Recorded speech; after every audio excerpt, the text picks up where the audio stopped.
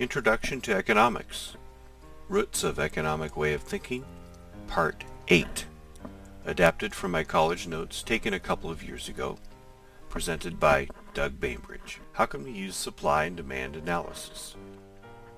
After going through all of the analysis so far experienced in my notes, we may wonder what all of this can do for us.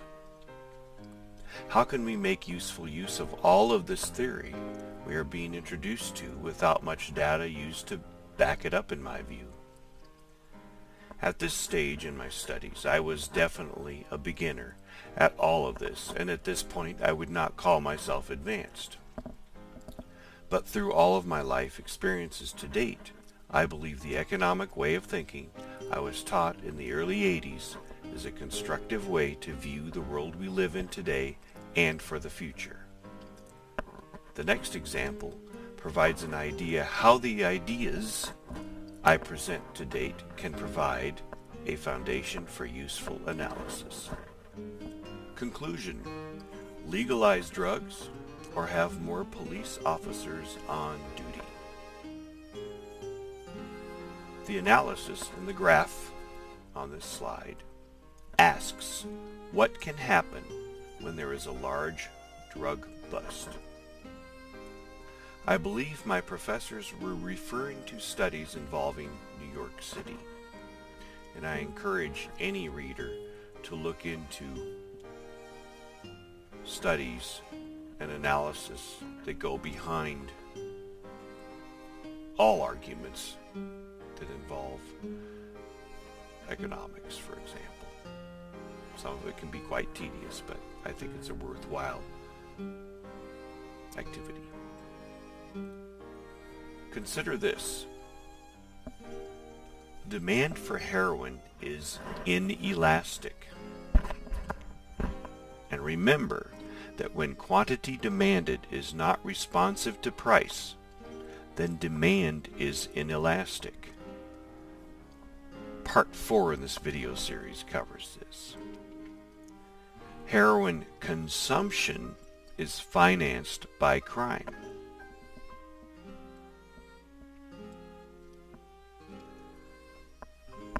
At point A, the green dot on the graph, heroin sells for $5 per bag and 80,000 bags are consumed. So the gross income at that stage is $400,000.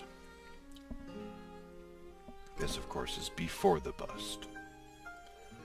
At point B, the red dot on the graph, after there has been a large drug bust resulting in a large supply of the drugs being taken from the market quickly, the heroin sells for $10 per bag and 50,000 bags are consumed.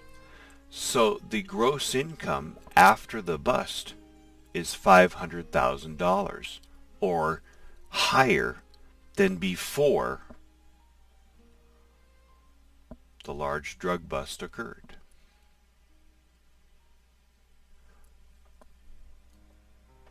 So what do we do with this data? The title to this is my idea, and here is how I justify it.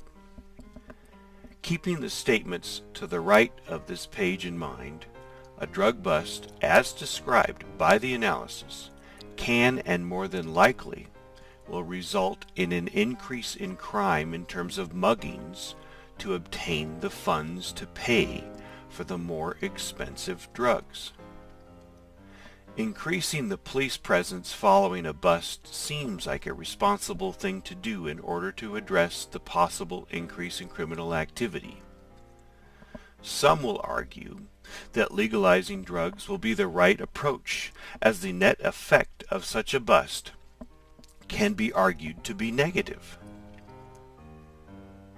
This is all left for future discussions, but for now, I hope I have helped by sharing how supply and demand analysis can be used to show real-world activity.